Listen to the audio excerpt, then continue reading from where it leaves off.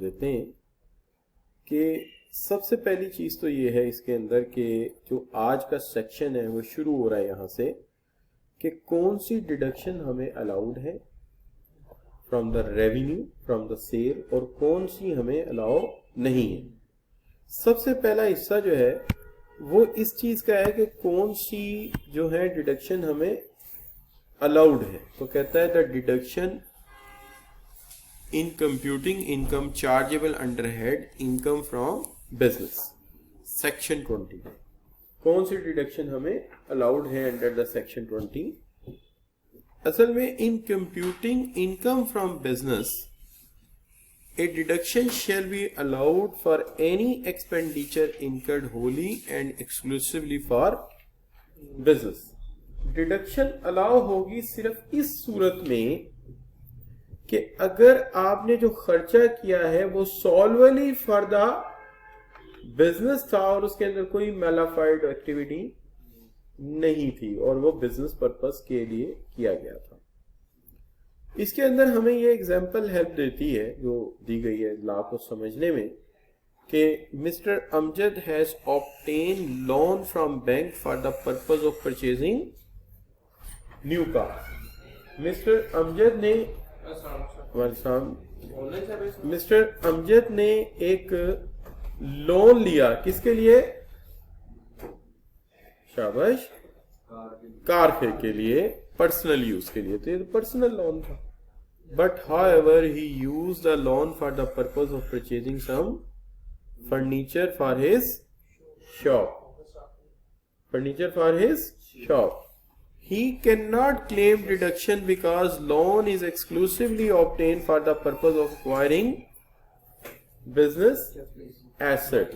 तो मसला ये है कि उसने गाड़ी इस मकसद के लिए एक्वायर नहीं की। तो कहता है कि mister Amjad has obtain loan from bank for the purpose of purchasing a new car for personal use. Personal use के लिए उसने गाड़ी के लिए लोन लिया, लेकिन वो लोन यूज कर लिया किस लिए? बिजनेस ऑफिस के लिए फर्नीचर वगैरह खरीद लिया। अब हम उसे डिडक्शन अलाउ नहीं करेंगे अगर वो क्लेम करे, because loan is not exclusively obtained for the purpose of acquiring business asset. Loan इसलिए एक्वायर नहीं किया गया। अब आपके ज़हन में बात आ रही होगी कि फर्ज कीजिए एक रेवेन्यू अमाउंट है उसकी, सेल अमाउंट है उसकी, लेट से 5 लाख। वो इसमें से कुछ डिडक्शन करना चाहता है कि ये पैसा मैंने खर्च कर दिया फलां चीज खरीदने पे, ठीक है। लेट से वो कहता है जी मैंने 2 लाख का फर्नीचर खरीदा। वो कहता है हम ये करने नहीं देंगे, नहीं करेंगे, ये 5 के 5 पे टैक्स देना पड़ेगा। क्यों अलाउ नहीं करेंगे? क्योंकि जो लोन तुमने लिया था वो कार के लिए था, ठीक है। तो कार का लोन के अंदर तुम डिडक्शन इधर मार दो, ये अलाउ नहीं है। आप पूरा रेवेन्यू शो करो, ठीक है, बिजनेस के। क्लियर जी? तो लॉ को लॉ की सेंस में समझना आपने। ये नहीं आपने कहना प्रैक्टिकली वो ये नहीं हो रहा, भाई नहीं हो रहा तो ना हो, हमने तो पेपर क्लियर करना है। क्लियर? अच्छा जी, नो प्रॉब्लम। तो इसका मतलब है अगर उसने बिजनेस लोन लिया होता तो बकायदा तौर पे एसेट में क्या होता? ऐड होता फाइनेंशियल स्टेटमेंट में, और फिर हम उसे डिडक्शन अलाउ करते कि ठीक है। अच्छा जी, अब आगे बात क्या जी? If a person uses animal for business, एक बंदा कारोबार के लिए क्या यूज करता है? एनिमल्स यूज करता है, यानी लाइफ स्टॉक का कारोबार। तो इसको कैसे यूज करता होगा? ये not as a stock, animal has, ये स्टॉक नहीं है उसका। अब आप सोचेंगे स्टॉक क्यों नहीं है? पहले आप आइए मेरी एग्जांपल की तरफ। देखिए उसके पास काऊ है, ठीक है, उसके पास काऊ है। काऊ एक्चुअली उसका प्लांट है, उसकी मशीन है, चूंकि वो उससे मिल्क लेता है तो वो क्या है? उसका फिक्स्ड एसेट है फॉर मिल्क मैन, चूंकि वो उससे दूध लेता है। Because cow works as a plant to produce milk, वो है प्लांट के तौर पे यूज हो रही है। क्लियर? अच्छा, लेकिन अगर वो बुशरमैन होता बुचरमैन होता, बुचरमैन, ठीक है। तो फिर ये उसके लिए क्या होती, then it is sold as a meat, so it is a stock, क्योंकि मैक्सिमम 1 दिन 2 दिन के अंदर वो इसे ज़िबा करके गोश्त बेच देता। क्लियर जी? अच्छा, अब बात से समझ में ये आती है कि ये स्टॉक है, ठीक है, लेकिन सॉरी स्टॉक नहीं है, ये उसका क्या है, प्लांट है, फिक्स्ड एसेट है, लेकिन टैक्स इसे ट्रीट ऐसे करता है कि अल्लाह ना करे ये मर जाती है या ये परमानेंटली यूजलेस हो जाती है, दूध देना बंद कर देती है, यानी काऊ भी खुद बता देती है 5 साल बाद दूध दूंगी, उसके बाद मैं दूध देना बंद कर दूंगी। तो 5 साल बाद जब उसको डिस्पोज ऑफ करेगा, मरने की सूरत में कारकेस या एनिमल की सूरत में लेस एक्चुअल कॉस्ट पे, तो क्या होगा, animal will be allowed as deduction, allowed as deduction. तो आप बड़े हैरान होंगे कि डिडक्शन अलाउ कर रहा है ये बंदा टैक्स वाला, तो वो इस तरह कर रहा है ना, 1 2 3, तीसरा साल है ना, खरीदी थी कितने की, 50,000 की, 50,000 की 2, बस वो बात ठीक कह रहे हैं आप, 1 लाख की बनता है, तो 2 खरीदी, तो 1 लाख की आपने खरीदी, तो ये क्या आ गई, कॉस्ट, तो कॉस्ट आपकी कितनी है, 1 लाख। दूसरी तरफ आपने जो है वो बेची कितने की, तो कहता है Kashif is a fresh milk, 2 of cow fleet is not producing milk, जिसको उसने फैसला किया कि वो क्या करे, बेच दे। The consideration received by him is 20 per cow, तो जो कंसिडरेशन मिली उसे बेचने के लिए वो 20,000 रुपये फी काउ है, 2 से मल्टीप्लाई किया, ये हो गया 40,000। तो ये 60,000 रुपया क्या है बताएं, अलाउड है क्या, ये एक्सपेंस है, अलाउड है डिसअलाउड है, अलाउड है। तो कहता है allowed as deductible under the head of income from the business in the year disposal, year of disposal, तो डिस्पोजल वाले साल में। अच्छा, जहां तक मैं समझता हूं अगर ये काउंटिंग होती तो आप इसको डेप्रिशिएट यूं करते, आप इसे डेप्रिशिएट करते, लेकिन टैक्स इवेंट में बिलीव करता है, टैक्स एक केस के अलावा बाकी हर केस में वो इवेंट में बिलीव करता है। वो इवेंट क्या है, इतने का खरीदा था, इतने का बेचा, क्योंकि अगर वो डेप्रिसिएशन अलाउ करता है तो जो लोग उसे जकावे देंगे वो नाकाबिले बर्दाश्त होंगे, क्योंकि टैक्स वाले फिर हर टेक्नोलॉजी को सीखे, हर चीज को सीखे, लिहाजा उन्होंने इवेंट बेचा जी। तो उन्होंने सिंपल रूल रखा, इतने का खरीदा, इतने का बेचा, ये जो गैप है, अगर डिस्पोजल में डिडक्शन आई है तो ठीक है, ये तुम्हारा नुकसान है, काट लो पैसे। क्लियर जी?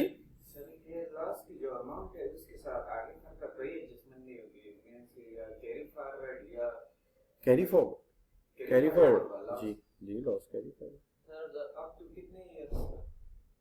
ये भी आगे चल के हम पढ़ लेंगे। तो ये बाकी देखिए ना, और भी आएंगे ना इसमें रेवेन्यू, ये तो सिर्फ वो एग्जांपल है, नहीं समझे, ये सिर्फ इसकी ट्रीटमेंट है, ये एक फाइनेंशियल स्टेटमेंट का हिस्सा है, एक पार्ट है जो आपको समझाया गया, ठीक है। बाकी इन दैट पर्टिकुलर स्टेटमेंट को कैरी फॉरवर्ड डिडक्शन किस में से करनी है, कुछ होगा तो करेंगे ना, ठीक है ना। तो जो आप केस कह रहे हैं उसमें हम पढ़ चुके हैं, 3 इयर्स तक आप लेके जा सकते हैं इसको। अच्छा बच्चों, अब एक बात है कि जब काऊ का जिक्र आया तो कुछ बच्चों की आंखों में चमक आ गई थी, इसकी क्या वजह? नहीं नहीं नहीं, बाद लोग काऊ को बहुत मुकद्दस मानते हैं, मुकद्दस मानते हैं ना काऊ को, माँ है।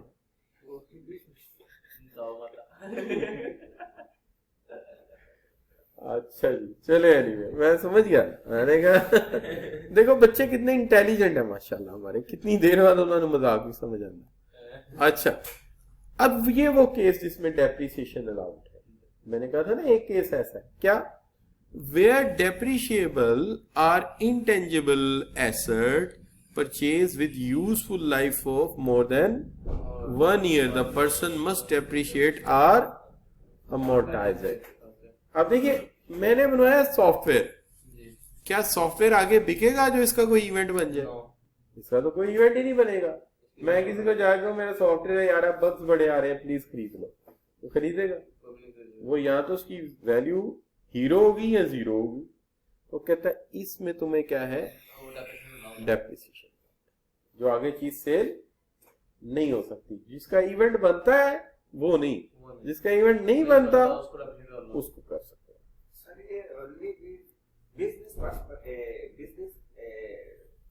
जी जी सोचिए, बिजनेस हम जी हम नहीं हम पार्टी बिजनेस रहे, इनकम फ्रॉम बिजनेस ओनली।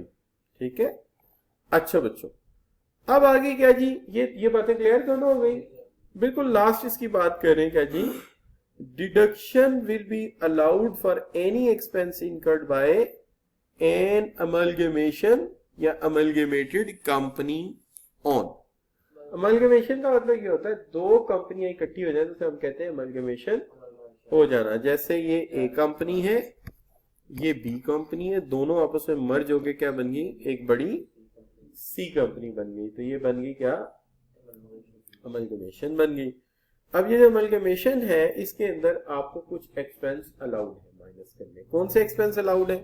अगर इसके लिए किसी कानूनदान की मदद की जरूरत पड़े, ठीक है जी, और उसके अलावा क्या पड़ जाए, फाइनेंशियल एडवाइजरी की जरूरत पड़ जाए, ठीक है जी, एंड अदर एडमिनिस्ट्रेटिव एक्सपेंसेस। अब लीगल तो समझ आती है, कुछ कानूनी तकाजे तो होते होंगे ना, क्योंकि वो भी रजिस्टर्ड होगी, वो भी रजिस्टर्ड होगी। अब इन दोनों को एक करना है तो कोई कानूनी रास्ता होगा इसका। अब इसी तरह फाइनेंशियल एडवाइजरी, दोनों के पास अपने अपने फाइनेंशियल एसेट्स हैं। अब वो फाइनेंशियल एसेट्स को ट्रीट करना है तो जाहिर है को बंदा माहिर बताए हमें कि इन दोनों को मर्ज करके एक स्टेटमेंट में कैसे लाना है। आगे आ गया अदर एडमिनिस्ट्रेटिव कॉस्ट, वो क्या होती है, अब इनका एक लोगो कलर होगा, जैसे मिजान का एक खास कलर है, गोरमे का एक खास कलर है, तो कलर भी नया बनना है, बिलबोर्ड भी चेंज होने हैं, लोगो भी नया लगना है, लेटर हेड भी नए छपने हैं, तो ये क्या आ जाएंगे इसके एडमिनिस्ट्रेटिव कॉस्ट। ऑर्गेनाइजेशन स्ट्रक्चर नया बनना है, उस पर भी शायद किसी की हमें जरूरत पड़ेगी। क्लियर बच्चों, नो प्रॉब्लम। अच्छा जी, तो इसको यहीं तक रख लेते हैं। अब ये जो थे ये सारे के सारे कौन से थे जो डिडक्शन अलाउड थी। अब एकदम जहन को बदले, अब किस पे जा रहे हैं, डिडक्शन नॉट अलाउड। अच्छा, इसमें अब मसला ये है कि हर सेंटेंस की या हर अगले पॉइंट की समझ तब आएगी जब ऊपर वाला सेंटेंस जुबान में आ। कौन से वाला, following deduction will not be allowed under the head of income from business. फिर दोबारा रिपीट करते हैं, following deduction will not be allowed under the head of income from business. Income from business के हेड में ये deductions allowed नहीं, ठीक है जी, अलाउड नहीं। अब इसके अंदर सबसे पहले कहता है cess rate or tax paid by person Pakistan में या पाकिस्तान से बाहर। अब यहां पे ना जरा लॉ मेकर ने एग्जाम्पलीफाई करके क्लियर किया, पर्टिकुलरली प्रैक्टिशनर ऑफ टैक्स ने, कि देखिए टैक्स को दो तरह से सोचिए, टैक्स को दो तरह से सोचिए। एक वो टैक्स है जो हम दे रहे सिंपली ऑन बिजनेस इनकम, जो हम टैक्स दे रहे हैं सिंपली ऑन बिजनेस इनकम। जहन में रखिए ये इनकम निकालने के बाद कैलकुलेट होगा और इस पे कोई डिडक्शन आपको अलाउड नहीं है, डिडक्शन नॉट अलाउड। एक बिल्कुल सादा सा स्टूडेंट सोचेगा सर क्या बात कर रहे हैं, तो मैं रिपीट करता हूं, मैं ये बात कर रहा हूं कि जो मैंने 100 रुपया कमाया है और उस पर 20 रुपए टैक्स है, तो एक अकलमंदी का तकाजा बन सकता है कि मैं 20 रुपए जो देने वो पहले ही एज एक्सपेंस माइनस कर दूं, कि भी मेरा क्या है, एक्सपेंस है, तो वो एक्सपेंस नहीं, वो डिडक्शन अलाउड नहीं होगी। लेकिन अगर मैं अपनी लॉजिस्टिक्स यूज कर रहा हूं तो ये मेरे बिजनेस का कैपिटल एसेट, कैपिटल एसेट है, और ये जो है फिक्स्ड एसेट है, फिक्स्ड एसेट है। तो as per need of business मैं इन्हें यूज कर रहा हूं। जैसे मेरे पास ट्रक है, तो जब ट्रक है तो अल्टीमेटली मुझे इसका टोकन देना पड़ेगा, मुझे इसका रोड टैक्स भी देना पड़ेगा शायद कोई मुल्क के एतबार से। अच्छा, इसी तरह मेरे पास एक प्रॉपर्टी है, एक बिल्डिंग है जिसके अंदर मेरे ऑफिस बने हुए हैं, वो बड़ा वेल पोश एरिया है और उसके ऊपर स्पेशल प्रॉपर्टी टैक्स भी लगा हुआ मुझे, ये डिडक्शन अलाउड है, डिडक्शन अलाउड है। क्योंकि इनको यूज करने के लिए ना सिर्फ मुझे मेंटेनेंस करनी पड़ती है, इनको यूज करने में मुझे टैक्स भी देना पड़ता है। तो ये मेरे फिक्स्ड एसेट्स है, मुझे इन्हें चलाना है तो मुझे इसके लिए जो एक्सपेंस है उसके साथ टोकन भी देना है, तो वो मुझे डिडक्शन अलाउड है, वो खर्चा है मेरे कारोबार का खर्चा। क्लियर जी? No problem. ये इसमें कैसे डील होगा? ये इसमें बिजनेस में एज एक्सपेंस डाल देंगे।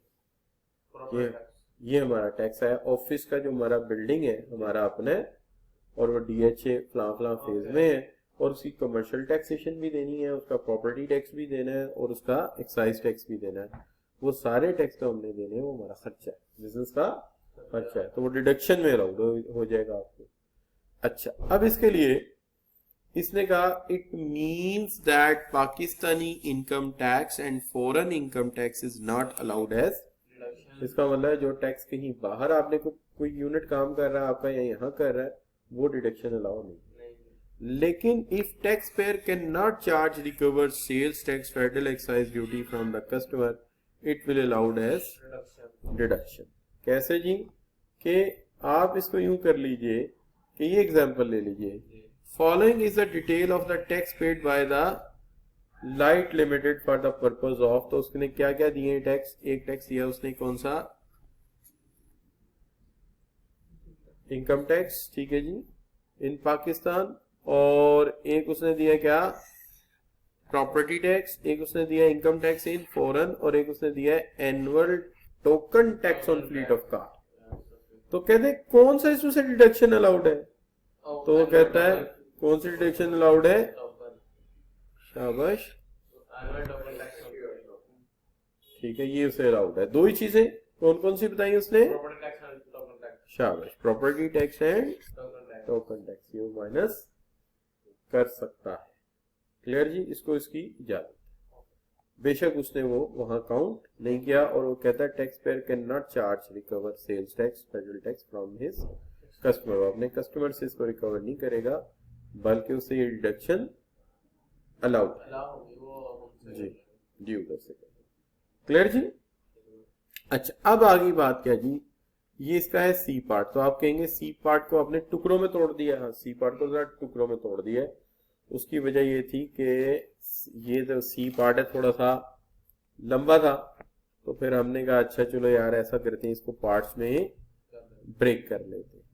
अच्छा जी, तो सबसे पहले तो सी पार्ट में हम जिस चीज को अटेंड करेंगे वो है इसका कौन सा हिस्सा जी? Any expenditure from the person which is required to collect or deduct tax.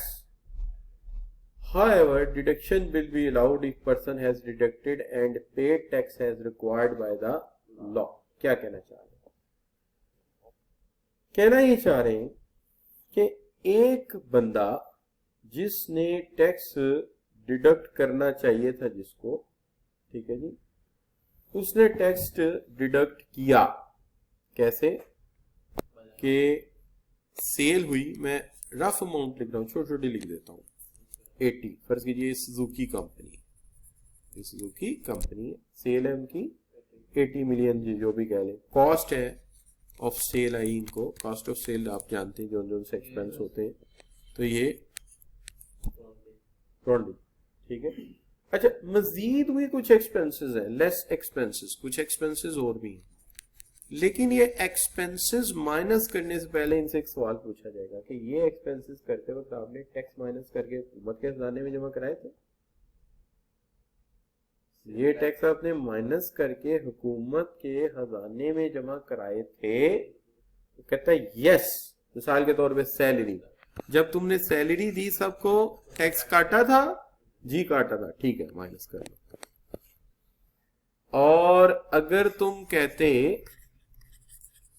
कि ओ हो वो तो भूल गया, वो तो मैंने नहीं काटा था, सॉरी, डिडक्ट नहीं कर सकते, डिडक्ट नहीं कर सकते। क्यों क्यों बोले हो भाई, मजाक है कोई, निजाम है पूरा। अच्छा, नाउ नेक्स्ट वो पूछता है कि आप मुझे ये बताओ कि तुमने जो है वो कमीशन पे टैक्स काटा था, कमीशन दिया था? जी काटा, ठीक है, कर लो।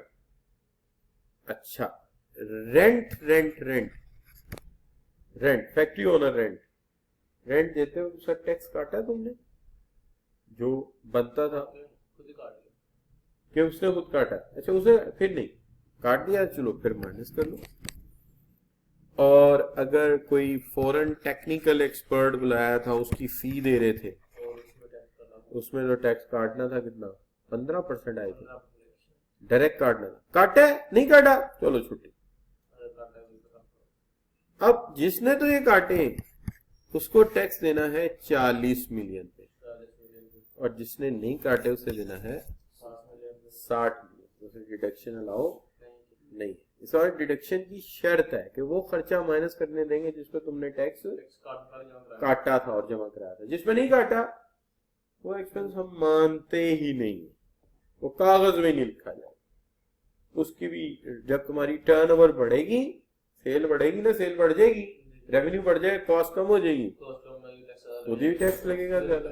क्या हाल है, खुद ही टैक्स लगेगा ज्यादा। तो लिहाजा उसने क्या कहा, any expenditure from which the person is required to collect, कोई एक्सपेंडिचर सपोर्ट दी हुई है, any expenditure for which person is required to collect or deduct tax, कोई एक्सपेंडिचर जिसपे टैक्स कलेक्ट करना जरूरी था।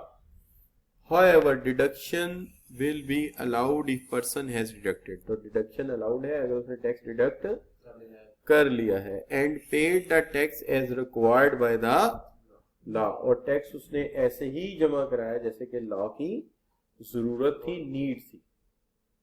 क्लियर जी? तो फिर तो ठीक है। तो ये इसका पहला पार्ट। दूसरा पार्ट जो था उसको भी एक एग्जांपल की जरूरत थी। उसको एग्जांपल की ये जरूरत थी कि the disallowance in respect of purchase for raw material and finished goods shall be up to 20%। यानी ये वही बात है कि अगर तुमने टैक्स ना काटा तो फिर एक डिसअलाउंस डालेंगे आप उसके अंदर। वो क्या, फर्ज कीजिए ये सुजुकी कंपनी ही है और इन्होंने कमाया है, सेल्स जो है इनकी है 500 मिलियन, ट्रिलियन, जो मर्जी समझ लीजिए। इन्होंने टायर खरीदे, टायर कार के, और वो खरीदे 300 के।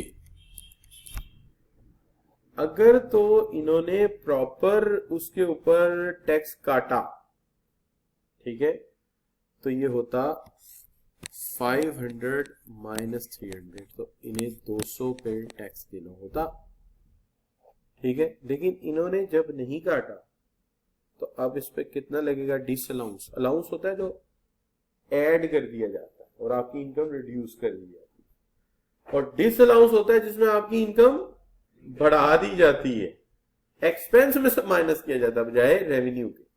तो लिहाजा क्या होगा, इसमें 20% यानी 300 का 20% बनेगा 60, तो तुम्हें माइनस लाओ है 240। ये एक्सपेंस अलाउड है। वैसे कितना था, अब कितनी बनेगी इनकम, 200। इस पे टैक्स देना पड़ेगा, ये डिसअलाउंस है। ये क्यों पड़ा, क्यों पड़ा, क्योंकि टायर खरीदते वक्त तुम्हें जब ये खरीदारी करते हैं तो जो बिजनेसमैन होता है उसको ये होता है अपने एम्प्लॉय को जब पैसे देगा उससे भी टैक्स काट के जमा कराएगा, और अगर कोई परचेजिंग करेगा उसके ऊपर जो टैक्स है वो भी काट के जमा करवाएगा, और अगर वो जमा नहीं करवाता तो फिर उसको पड़ेगा। तो बाज केसेस में जो पिछले केसेस थे उसमें कितना था, 100% ऑफ, यानी 100% ही तुम्हारा एक्सपेंस काउंट नहीं करने देंगे, डिडक्ट ही नहीं करने देंगे 1 रुपया भी। लेकिन इस केस में जब फिनिश गुड है या रॉ मटेरियल है तो इस पर 20% रिड्यूस कर देंगे। ठीक होगी बात? तो इसलिए बड़ा अहम मसला बन जाएगा बिजनेसमैन के लिए। मुश्किल बात तो नहीं कर दी कोई? कैसे मैनेजर उसने खरीदना था वैसे भी रॉ मटेरियल, तब भी उसने पैसे देने नहीं रहते, दे नहीं थे तो उसको चाहिए था देते वक्त याद रखता और उधर जाके जमा करवाता। उसके लिए करना क्या है, तो ऑनलाइन जमा होना होता है, उसकी एक रसीद रख ले और अल्लाह अल्लाह खैर सलाह। पहले कभी मसले होते थे, अब तो मसले कोई नहीं। जैसे देखे ना, एक शॉप पर हम जाते हैं किसी स्टोर पे तो हम टैक्स लेते हैं, सेल्स टैक्स लेते हैं, जीएसटी। अब वो on the next point, and next point क्या है जी, एग्जांपल दी हुई है और फिर सीए दिया हुआ। एग्जांपल दी हुई है कि Azhar had paid salary for his employees. कितनी दे दी salary? 10 lakh. On which tax is not deducted, tax deduct करना भूल गया, तो can not deduct salary expense in computing taxable income from business. तो वो डिडक्ट नहीं कर सकेगा, डिडक्ट नहीं कर सकेगा। क्यों नहीं कर सकेगा? सर जैसे एक बिजनेसमैन है, अपने उनको देता है, सैलरी देता है एम्प्लॉइज को, वो तो उसका एक्सपेंस है, वो तो उसमें अपने एक्सपेंसेस को मैनेज करेगा ना। अगर उनको टैक्स नहीं देता तो फिर उसे रिडक्शन क्यों अलाउ नहीं करते? गैर जिम्मेदारी, इररिस्पॉन्सिबल बिहेवियर। ठीक है तो उसका एक्सपेंस पहले भी तो एक्सपेंस ही है, लेकिन हम उन एक्सपेंस को मानेंगे ही नहीं जिन पे तुमने टैक्स पे नहीं किया, तो डिडक्शन ही कर सकते। सर जब सैलरीड पर्सन से पहले टैक्स ले लिया जाता है, जैसे हमारा वो ले लेता है, एम्प्लॉयर ले लेता है, तो फिर सैलरीड पर्सन को टैक्स दोबारा क्यों लगाया जाता है कि इतनी सैलरी देना टैक्स लगेगा? ये आपने बड़ा अच्छा सवाल किया है। टैक्स कई तरह के हैं। एक टैक्स है किस पे? बिजनेस पे, ठीक है, और एक टैक्स है किस पे? इंडिविजुअल पे। तो वो इंडिविजुअल से जो टैक्स लिया जाता है वो इस सेंस में लिया जाता है कि साल की 12 सैलरियां ले गया वो, ठीक है, 12 सैलरियां ले गया। अब इसके बाद हो सकता है उसने शेयर्स भी खरीदे हो सकता है उसकी कोई प्रॉपर्टी भी हो, तो वो जो जमा शुदा टैक्स है उसका हिसाब साथ ही होता है कि हमने दे दिया है। बाज़ वक़्त मेरी टैक्स रिटर्न फाइल होती है तो मेरे जो कैश निकलता है वो 20-25 हजार, बाज़ वक़्त 10 हजार, बाज़ वक़्त 5 हजार जमा कराना पड़ता है। तो वो इसलिए कि जो बाकी एक्टिविटीज है उनका टैक्स भी साथ मिलाना है ना, और वो जो सैलरी का है वो तो उसने काट लिया, अब दोनों का मिला के आपका हिसाब अलग होगा। दोबारा नहीं करना पड़ेगा उसको, उसका करना पड़ेगा जो शेयर्स खरीदे, जो प्रॉपर्टी खरीदी, जो कैपिटल गेन हुआ वो उस पर देना पड़ेगा। ठीक है ना? अच्छा, जो पहले लेक्चर में बताया था ना कि टैक्स 3 तरह से होते हैं, tax paid, total tax liability, ठीक है, और टैक्स पेएबल। तो जो पहले था वो पेड हो गया, जो टोटल बना वो लाइबिलिटी हुआ, और उसमें से जो बचा वो पेएबल हो गया, वो पेएबल हो गया। अच्छा बच्चों, तो अब ये हो गई क्या जी आपकी बात, कौन सी? शाबाश, के अगर आपने माइनस ना किया तो फिर आप मारे जाएंगे, आपका वो डिडक्ट बिल्कुल। अच्छा, अब ये जो सीए है ये क्या है? ये है, सी को आगे एक्सटेंड किया है कि commission payable 0.2% of gross amount. आपको समझ इस तरह से नहीं आएगी। देखिए, फर्ज कीजिए कि एक कंपनी है और उसका रेवेन्यू जो है दैट्स 5000 रेवेन्यू है। अच्छा, अब उन्होंने क्या किया है, उन्होंने कोई टैक्स डिडक्ट प्रॉपर तरीके से किया है कि मींस के हाउएवर कमीशन जो उन्होंने दिया है तो उन्हें कमीशन सारे का सारा माइनस कर देना है। क्यों माइनस कर देना है? 5000 की उनकी सेल है, कोई कमीशन दिया उन्होंने, कितना? जितना भी दिया है वो सारे का सारा माइनस कर देना है। किस चीज के इनाम में? क्योंकि आप एक्टिव टैक्स पेड लिस्ट में है, तो 15,000, चलिए 15 था, आपने माइनस कर दिया, तो कितना आ गया? 4985। ये क्या दिया आपने? कमीशन। ये सारा कमीशन क्यों लाओ है? तो बच्चा बता सकता है? सारा कमीशन जितना दिया सारा माइनस कर लो, टोटल डिडक्शन कर लो। क्यों डिडक्शन कर लो भाई? क्योंकि तुम एक जिम्मेदार आदमी हो, तुम्हारा नाम एक्टिव टैक्स पेयर लिस्ट में। कोई चीज खरीदी, वो एक्सपेंस आया, तो मैंने बाकी एक्सपेंस नहीं ना डाले, सिर्फ एक ही डाल दिया, कमीशन ही डाल दिया कि कोई कमीशन देनी पड़ी मुझे ये चीज खरीदनी थी, मुझे खुद नहीं पता था, मैंने किसी बंदे से कहा मुझे खरीद के दे दो, उसने जो पैसे लिए वो कमीशन है। वो कमीशन तुम सारे का सारा क्या करोगे? डिडक्ट कर सकते हो जी, बिल्कुल बिल्कुल। तो अब वो आप सारा माइनस करोगे। क्यों करोगे? रीजन क्योंकि आप टैक्स पेयर हैं। लेकिन अगर आप टैक्स पेयर नहीं हो तो फिर क्या होगा? फिर ये होगा कमीशन पेड पेएबल एक्सीडिंग, फिर तुम 0.2% ऑफ ओवरऑल सेल का कमीशन जो है वो तुम माइनस कर सकते हो। ओवरऑल सेल कितनी है? 5000। अच्छा, 5000 का 0.2% यानी के multiply by 5000 it's equal to 10। तो ये कितना आ जाएगा? 10 आ जाएगा। लेकिन प्रैक्टिस में अगर देखा जाए तो क्या होगा? प्रैक्टिस में देखा जाए तो अगर इसने कमीशन इससे कम दिया हुआ तो फिर 10 करने देंगे? सोचिए, नहीं करने देंगे। अगर कमीशन होता ही 8 तो फिर 8 करेगा। ठीक है, नो प्रॉब्लम। तो क्या करेगा? Less of actual or. तो एक्चुअल कितना है? 15 या 10। तो लेस ऑफ एक्चुअल डालने से कहानी सीधी हो गई। अगर लेस होता 8 तो 8 जाता, ठीक है। और अगर ज्यादा है तो खुद ब खुद क्या जाएगा? लेस वाला। यानी लॉ में लिख दिया कितना?